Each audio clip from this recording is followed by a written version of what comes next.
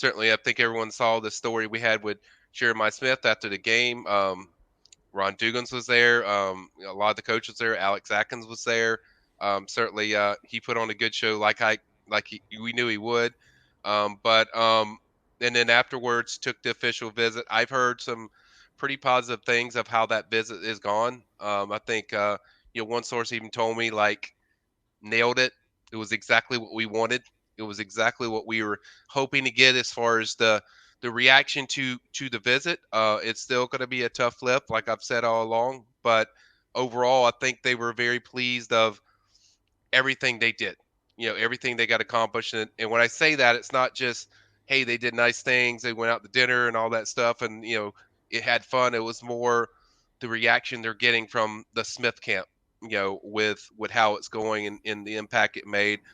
Or there was a lot of just talk about just where they're going, in the future, because obviously that has to come up when you go through something like they did on last Sunday. But I think overall, I think they nailed it, and that's kind of the impression I got, at least from one contact. And then the others were kind of similar, like we feel like it went really great, we feel good, but we also know, you're battling Ohio State, who's really known for producing receivers nonstop. So I think they still know it's a battle. Probably have one more in home left that they're going to use and go from there. But I think overall, I think they clicked all checked all the boxes and clicked all the buttons they wanted to on the visit. So let me follow up on that because Jeremiah Smith's father has said this week that it's going to be his call in the end.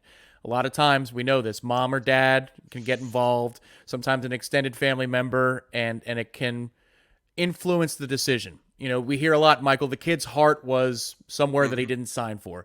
Do Hmm. you buy it? Do you buy that this is Jeremiah Smith's decision and his decision alone, or does dad need to be on board with the process?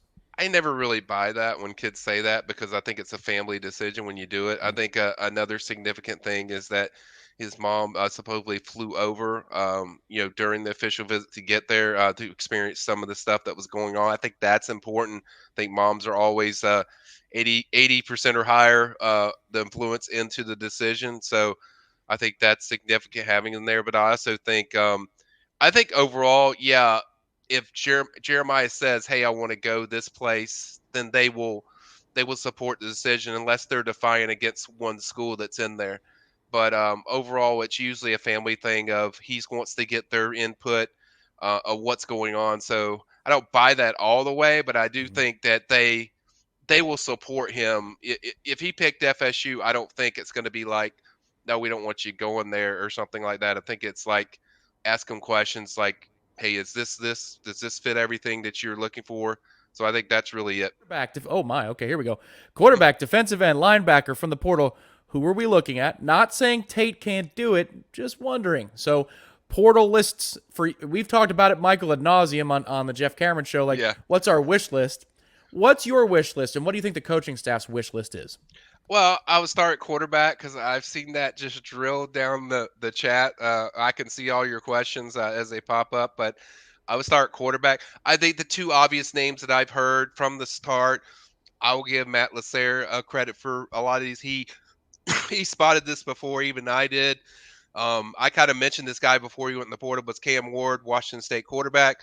That's a guy that I think dynamic, can do a lot of different things, can throw, run, whatever you need him to do. I think he kind of fits what you want. And then I think DJ, I'm not even going to try to pronounce this name, Ugalele.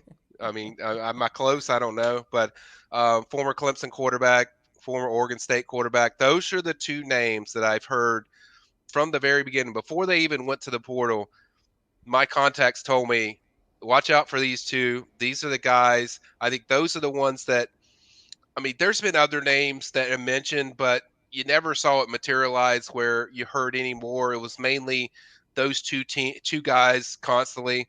Now, for me, Cam Ward is so dynamic that it just changes everything.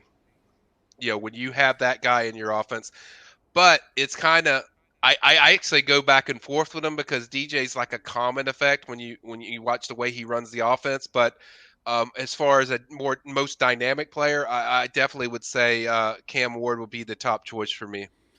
Yeah, agreed. I don't. have those kinds of contacts that you do, Michael, in this particular world, but somebody who's connected to this process for transfer portal told me in October, if Cam Ward's name comes up in the portal, we'd be very interested. The Yeah, contact says, okay. yeah. So much so I started watching him closer. I think that is, for me, the best fit. Now, in terms of defensive end linebacker, maybe more than going into the candidates themselves, numbers wise, how many linebackers, how many defensive ends, or how would you rank it in terms of numbers that they're looking at? Yeah, I mean, I think linebacker they want one or two. I think for me to be satisfied, you would like to see two, but I think you definitely need at least one. You're losing your two starters. If you get one, I think you can squeeze it in there of what you want. I think there's some positive things. We've seen some guys out there that played last year, but two would make me feel really good as far as that group. But I think one or two there. I think defensive end probably two or three. Maybe you might even extend it to four if you see guys that you just can't live without. But I think definitely defensive ends the position I've heard the most that they're going to covet. So I think we've already seen that with visitors this weekend. They're going to have more next weekend. I think Duke defensive end RJ Abro is going to be over at FSU. I think that's probably, I would say, probably the top guy that they want. I think he visited Notre Dame, if I'm not mistaken, that this weekend. So that's a guy I think they like a lot. They like Kyle Kennard, who I've already covered, Samuel as well, that also visited this weekend. So I think the fact that these guys from visit campus so quickly, it kind of tells you how vital this position is, of how they really want to get multiple guys. So I think those are kind of how they rank. Certainly, I could see them adding a experienced receiver, Tom, because you're losing Keon. Johnny's going to be gone, so you have some very good young talent, but I think you also want somebody experienced that can kind of lead this group and kind of take a little pressure off. Guys like Hakeem, guys like Vendravius Jacobs, and those guys. So I think an experienced receiver would certainly help them. Even a tight end would help them if they want to go that direction. And then, of course, offensive line. They've lost a few in the portal. I think they would like to add a center for sure. That's a position I've heard most about, that they don't have a backup for Maurice, so they want somebody so they don't have to cross train Darius Washington, who, by the way, God bless your heart, man. You are saint as far as that team goes, because you play so many positions, dude. I'm just unbelievable. So impressed with Darius, but I think they want a pure center, so I could see them taking a pure center and then probably a tackle if possible. They do have a tackle visiting on Monday. That's Carter Smith, Indiana offensive tackle. We already put that out there. I think people have seen that, but I think that's a position they also want to check. So I think and this is why I say these numbers are fluid. Like when I first started this, it was like, okay, they're probably going to take like 5 or 6 from the portal. It's going to be less than what it was last year. Now it's like, forget that, scrap that plan. It's going to be probably around 8 or 9. So I would say it's going to be up to the same spot they were.